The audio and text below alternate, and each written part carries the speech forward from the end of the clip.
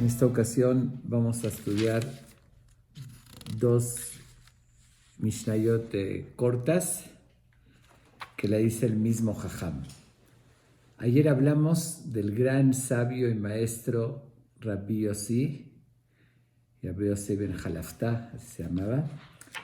Y hoy continúa la siguiente Mishnah hablando de su hijo Rabbi Ishmael.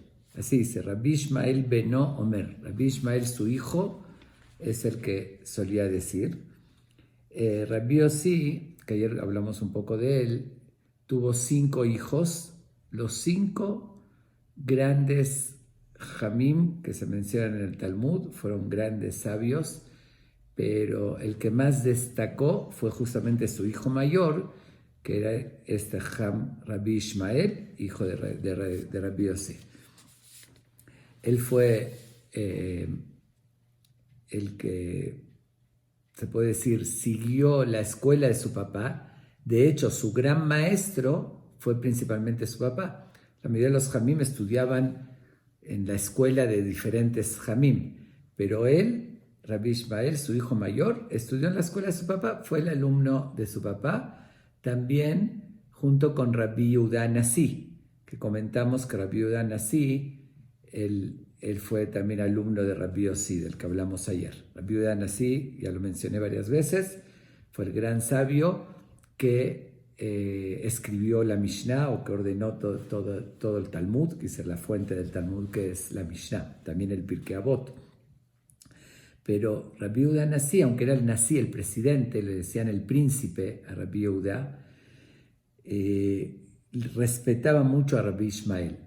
Después del fallecimiento de su papá, de Rabbi Yossi, como respetaba también tanto a Rabbi Yossi, que fue su maestro, entonces siguió respetando a su hijo, y cuando tenía alguna duda le consultaba a Rabbi Ishmael, le decía, ¿qué decía tu papá? Como él estudió, siendo alumno y hijo, obviamente fue una cercanía más grande. Ahora sí tuvo la suerte de que su papá fue su maestro.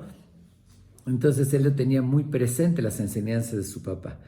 Entonces, como si recuerdan que ayer mencioné, hablando de Rabbi Yossi, que cuando Rabbi Yehuda Nasi oía algo en su nombre, y principalmente de su hijo, inmediatamente se retractaba si él había dicho algo diferente, y decía, Kvar Horaz Zaken, ya indicó el anciano que será ese gran maestro, entonces aunque yo opine diferente, acepto lo que él dice.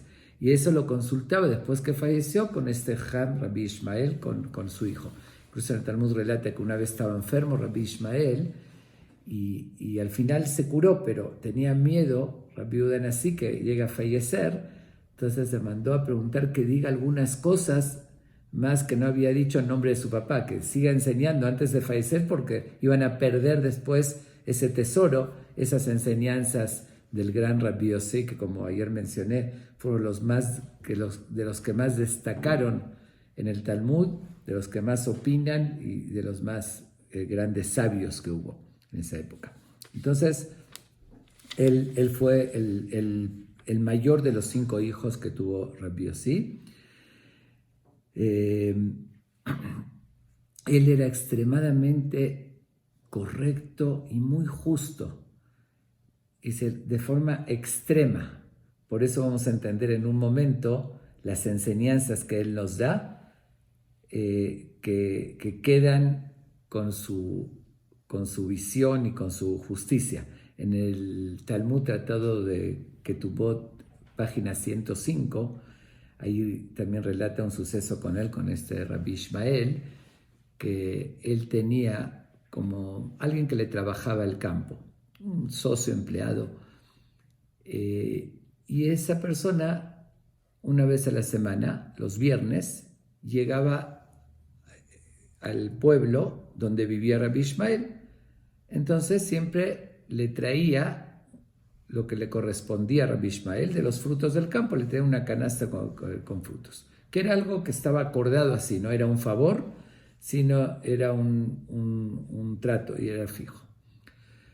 Una ocasión llega esta persona un jueves, un día antes de lo rutinario, de lo que siempre llegaba y le traía esa canasta. Y entonces llegó el jueves y le trajo también lo de siempre. Entonces le pregunta a Rabbi Ishmael, ¿por qué esta vez llegaste un día antes? ¿Por qué te adelantaste? Siempre vienen los viernes. Le dice, porque ahorita tenía que llevar a cabo un juicio, un din Torah, que tengo una diferencia con alguien y necesito que tú lo determines. Entonces, de paso, ya que vine un día antes, lo traje un día antes.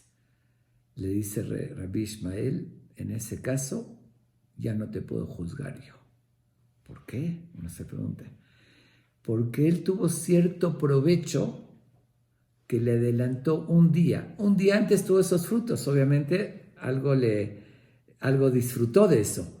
Simplemente, miren a qué grado se fijó, por un detalle de algo que igual le correspondía a él, igual se lo tenía que traer, era el trato, porque lo recibió un día antes, y aunque el otro no tuvo la intención de hacer un favor, porque igual iba a llegar, igual venía para otra razón, simplemente como él tuvo ese pequeño provecho, dijo, yo ya estoy en cierto modo sobornado, ya no puedo, ya pierdo la objetividad, ya no puedo yo juzgarte. Estamos hablando de algo tan sutil, pero que demuestra esa visión de ir al extremo, a la rectitud, a la justicia y no llegar a desviarse. Él además era un gran psicólogo, muy astuto en detectar a la otra persona, se daba cuenta incluso quién era culpable y así también cuando había algún problema, alguien que robaba o algo así, él inmediatamente lo descubría. Es decir, tenía astucia y capacidad y agilidad mental para darse cuenta de las cosas.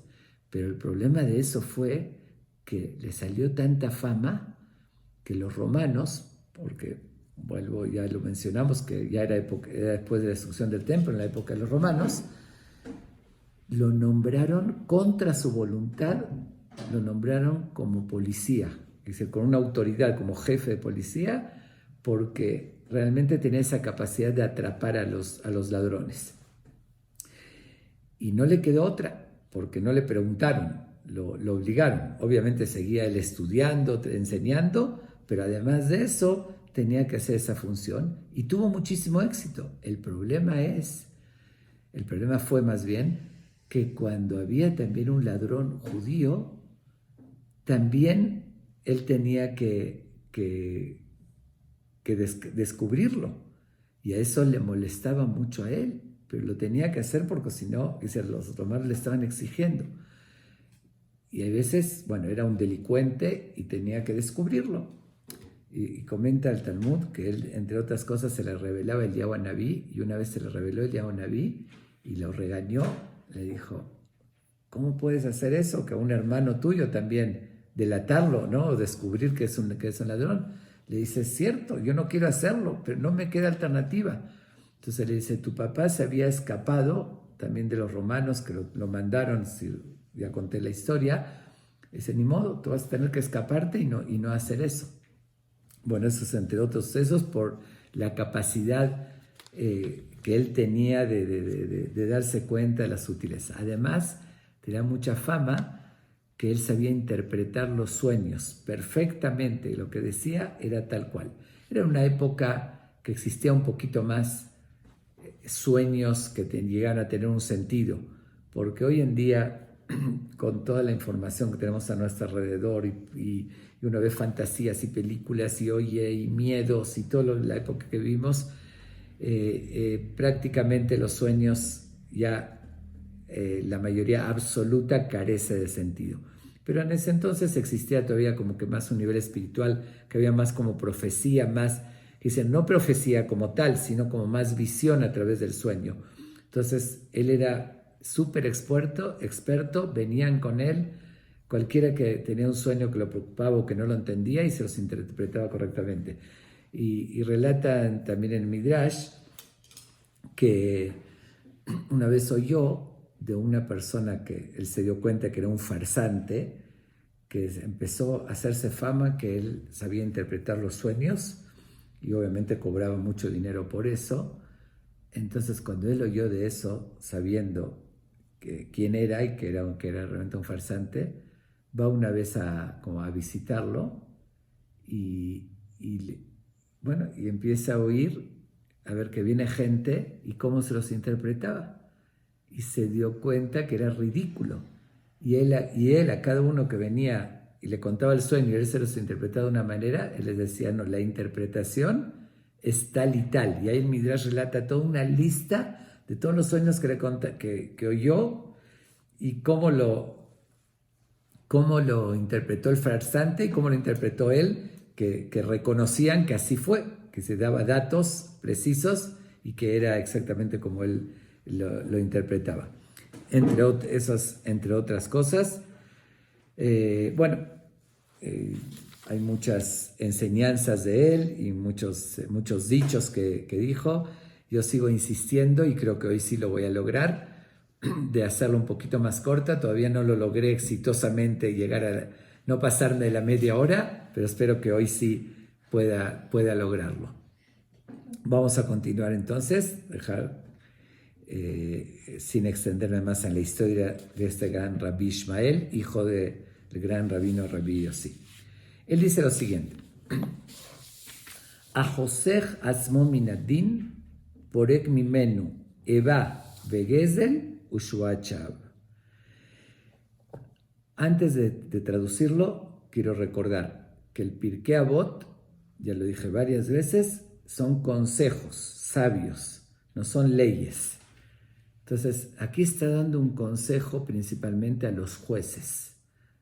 ¿A qué me refiero? Jueces, un juez se refiere a un dayan, un rabino que puede hacer juicios, que se representan dos personas que tienen un problema, una diferencia monetaria, uno le prestó dinero, el otro le robó, X, todo tipo, y el dayan, la Torah indica que hay que juzgar a esas personas acorde a las leyes de la Torah.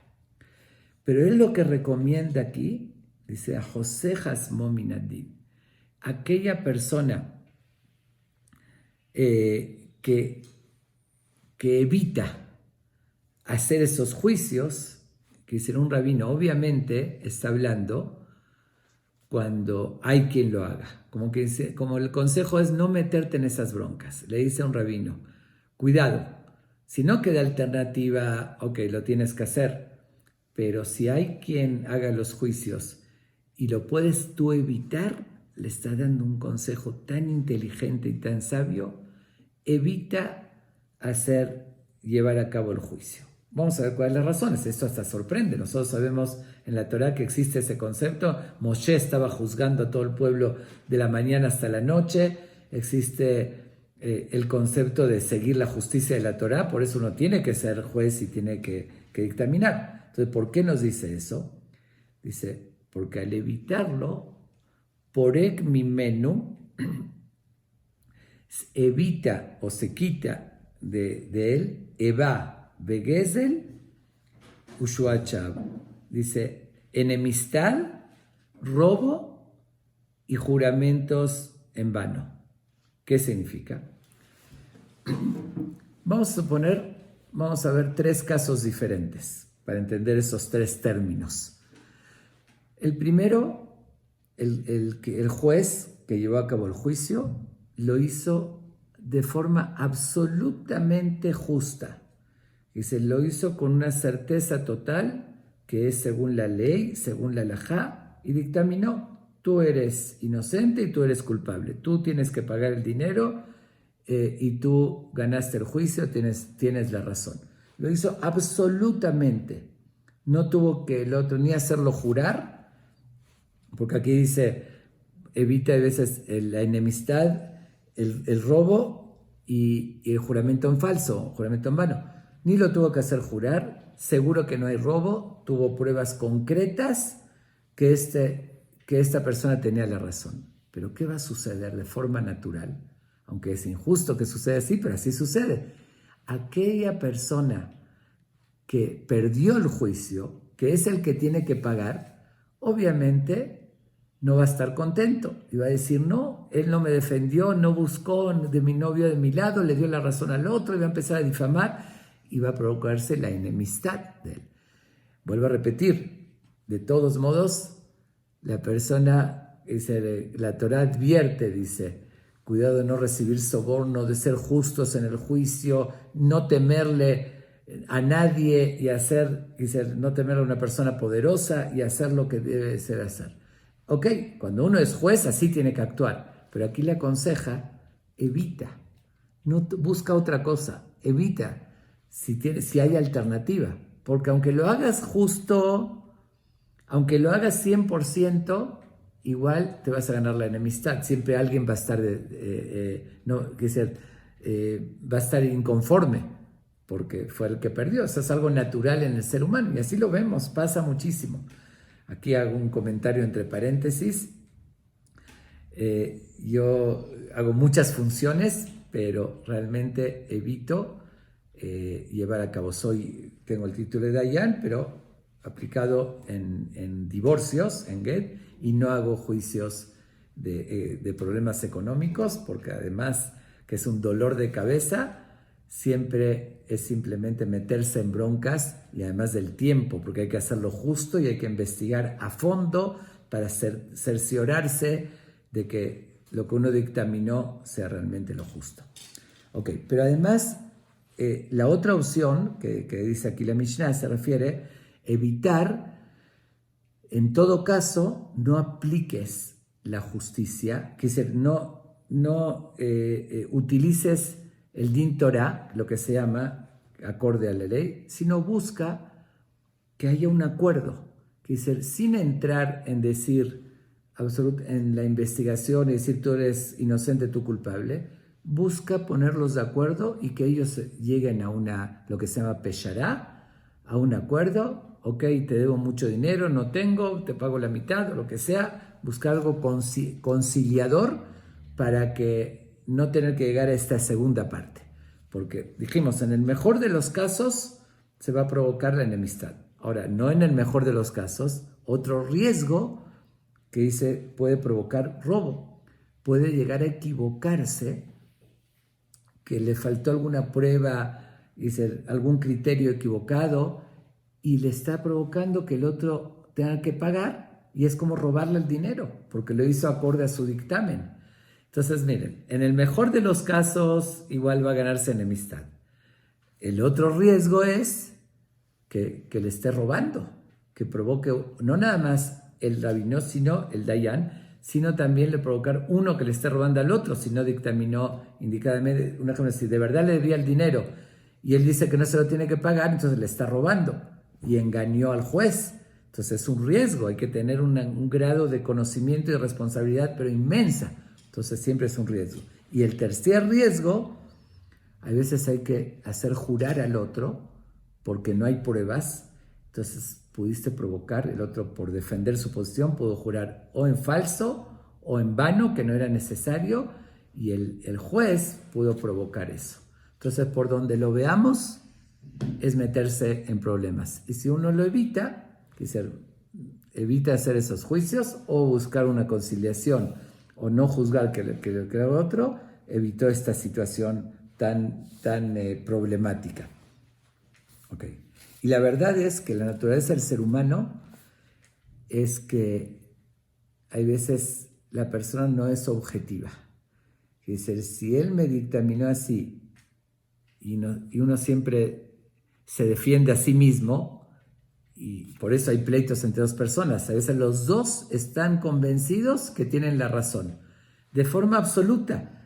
Y aunque sean gente buena y decente, porque uno tiene soborno personal de querer ganar ese dinero y no querer pagarlo, le encuentra argumentos por todos lados para justificar su postura y decir yo tengo la razón. Entonces eso lleva que cuando el Dayan dictaminó contra él y él estaba convencido de tener la razón, entonces va a acusar al Dayan, va a decir tú estás mal y va a rechazar, odiar o difamar. Entonces aunque sea absoluto, aunque lo haga correctamente el juicio.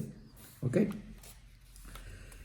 Sigue diciendo, Veagas libo beorá, Shoté, Rasha, Vegas Ruach.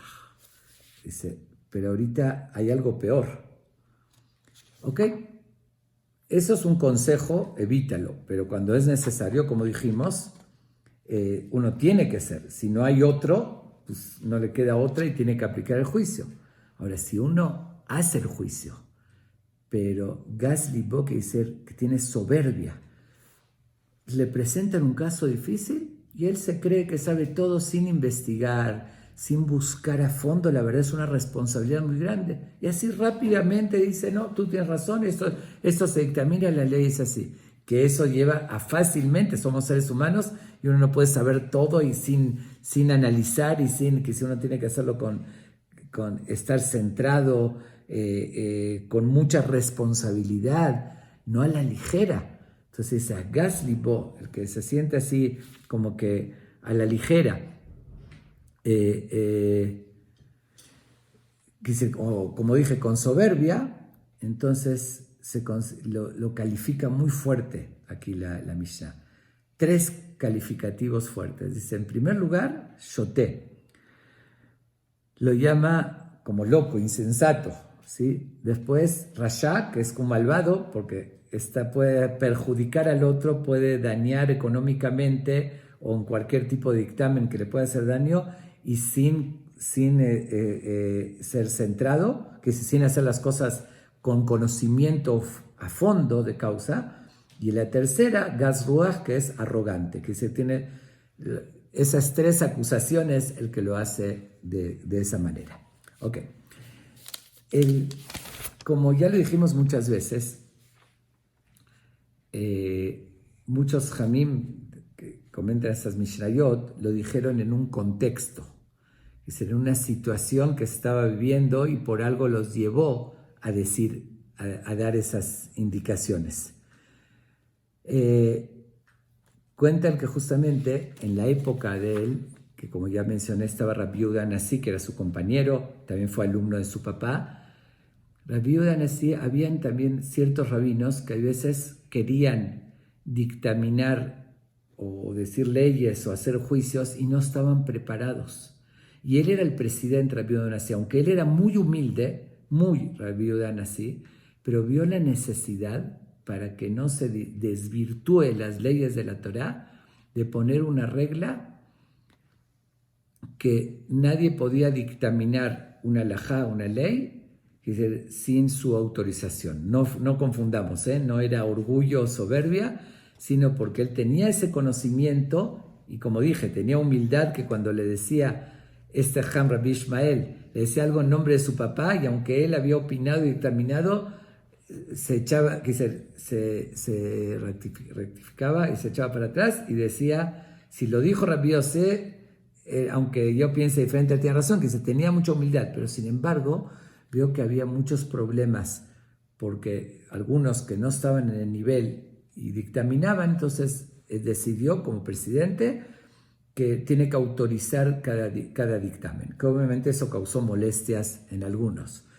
Entonces, por eso, así se entiende también por qué justo dio este consejo, que él defendiendo, Rabbi Ishmael respetaba mucho a Rabbi Yehuda Nasi, y defendiéndolo, como que dio este mensaje de decir, mejor eviten, si uno se mete en esas broncas, además trae enemistad, trae problemas. Entonces dio el consejo de que no hagan esa función, que lo dejen a Rabbi Yehuda Nasi. Dice, en ese contexto los dijo.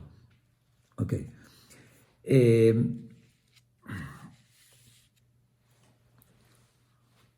Ahora, a Gas Libo, ahora hay otra explicación también muy bonita, porque aquí dice, está hablando para los jueces, pero dice a Gas Libo Behoraá. Horaá es la enseñanza, que es dictaminar la ley en general. Dice, no solamente en un juicio, que atendiendo a unas personas, sino en general el dictaminar la ley. Entonces aquí nos enseña, también nos insinúa otra cosa, porque dijo 3 términos. Y esos 3 términos van a 3 formas de dictaminar la ley. Que una persona, de cualquier ley, no nada más de un juicio, de una halajá, de una ley, si esto se puede comer, si esto no, dice todo ese tipo de cosas. Dice, hay un grupo que ya saben que hay dos escuelas, Bet Shammai y Bet Hillel, ¿no? Bet Shammai era más estricto y Bet Hillel más ligero. Pero hay algunas cosas que fue al revés, que Bet Shammai fue más ligero en una minoría y Bet Hillel más estricto. Pero en general la escuela de Hillel fue más ligera. Ahora, dice, si una persona dice, siempre voy a buscar los que opinen más estricto en todo. Si en esta halajá Bet Hillel opinó más estricto, voy como él. Pero si en la otra Bet Shammai, hago lo que él me dice. Quiere decir que en todo, no según la halajá como quedó como Hillel, sino busco siempre la opinión más estricta. Ahí lo llama shoté, que está loco, necio, es como lo dice el Talmud justamente. Aquella persona que busca al revés también, el que me hace más ligero, no siempre como Ham, no siempre como Bet Hillel. Cuando Bet Hillel permite, voy como Bet Hillel. Cuando Bet Shammai permite, voy como él. Entonces está buscando nada más, no la verdad, no como queda la conclusión, sino lo que más me conviene, lo llama como Rasha, que es el que está buscando el mal camino. Eso es por una parte. Entonces diríamos que el que hace al revés, que siempre busca lo más escrito, es mejor. ¿Cómo lo llama el Talmud? Kesil bajo shejolech. Un necio, por eso le dice shoté como loco, que va en la oscuridad. No busca la luz, no busca lo que es la verdad. Que dice, toma el camino, aunque sea quiere hacerlo mejor, por temor a Dios, lo que sea, pero es un necio. Está haciendo no lo correcto. Va más allá de lo que Dios le está exigiendo y no va con la halajá y lo más cómodo. Tengo una duda, mejor lo prohíbo y punto. Y por eso lo llama como shoté, como lo llama el Talmud Kesil, que es un necio, el que busca, como dice, mi jumbre Bet Hillel o mi jumbre Bet Shammai, que dice las jumbrot, lo más estricto de los dos, está tomando un camino. Entonces aquí dice tres grupos. Uno shoté, que es el necio, el que busca nada más la prohibición, el que busca nada más lo permitido, aunque no sale a la así, sino como me agarro de quien sea que me permite, es como Rasha, que dice que está actuando incorrectamente. Y el tercero es otro grupo. Hay quienes ni una ni la otra. Simplemente yo no hago caso ni a Bet Hillel, ni a Bet Shammai, ni a la halajá. Yo hago lo que yo creo. Yo creo que discuto con Bet Hillel, discuto con Bet Shammai, discuto con Shulchan Aruch. Eso se llama Gas Ruach, un soberbio, que se cree y obviamente se va a equivocar. Entonces, ninguna de las tres tenemos que llevar. Dice, Agas y Beorá, el que es soberbio en decir, dice, o uno que es, como dije, todo a lo permitido, o todo a lo prohibido, o todo a lo que yo creo, cualquiera de esas opciones están consideradas obviamente negativas. Ok. Ahora, seguimos la siguiente Mishnah, Huaya Omer, vamos a la Mishnah octava, dice, él solía decir, siguiendo la misma línea, es continuación de lo otro, Al Tehi Dan Yehidi. Dice que incluso, si un juez ya va a juzgar, dijimos lo ideal ni te metas, mejor evita eso. Ya vas a juzgar, entonces no juzgues solo, aunque según la halajá, si una persona está capacitada, un gran jajam que tiene un buen conocimiento, tiene permitido ser solo un juez, porque normalmente se deben ser 3 jueces para que haya mayoría. 3 es lo mínimo que puede haber, 2 y 1 que puede haber mayoría.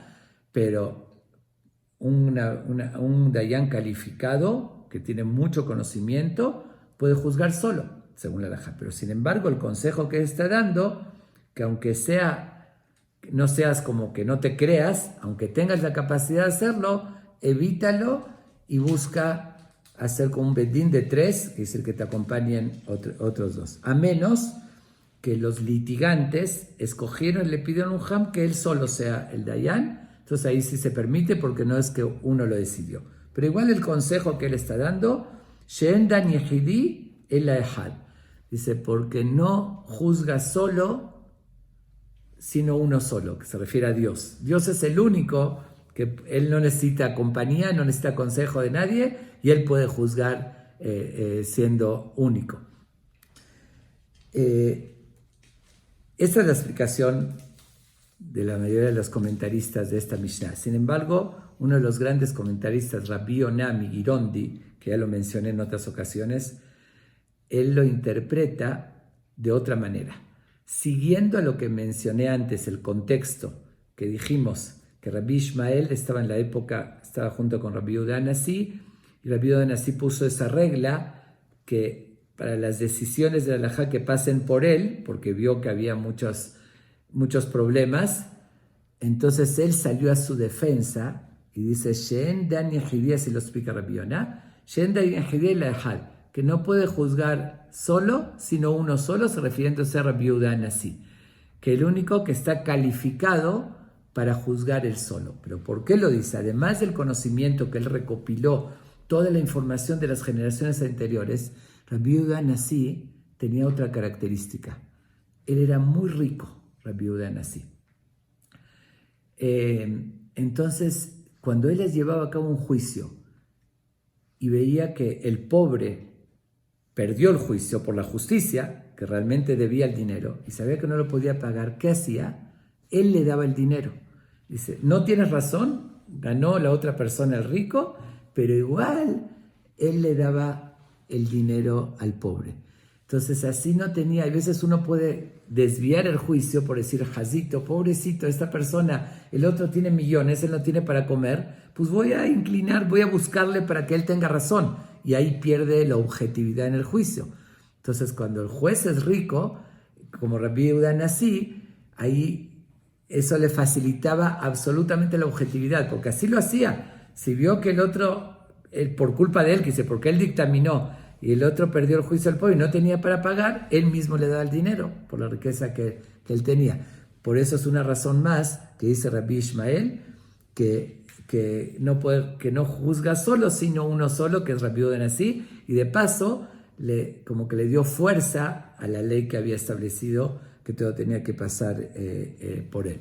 Y Rabbi Ishmael mismo también dijimos que era muy justo, que por eso lo pusieron como policía. Cuentan también sobre él que en una ocasión estaba en el camino y había una persona, un pobre, que estaba cargando leña y se cansó, se sentó a descansar.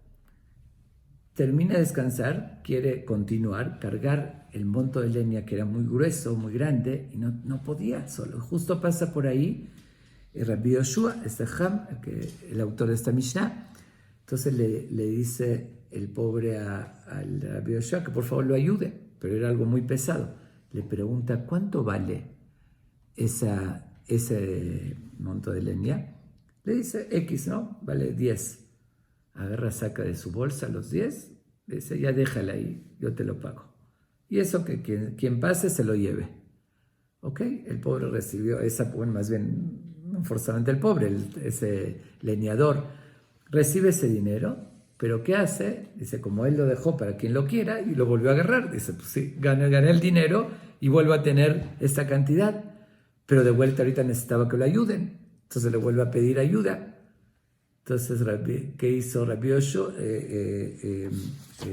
con Rabbi Ishmael? Le vuelve a pagar el dinero. Otra vez, te lo vuelvo a comprar, ya déjalo ahí. Cuando vio de vuelta que lo vuelva a agarrar, esta vez, ¿qué hace? Dice, ahora sí te lo pago y declaro que ese efker, que dice que está libre, es mío, yo te lo pagué, para todos menos para ti. Cualquiera lo puede agarrar el que pasa, pero tú no. Con esa condición lo estoy liberando.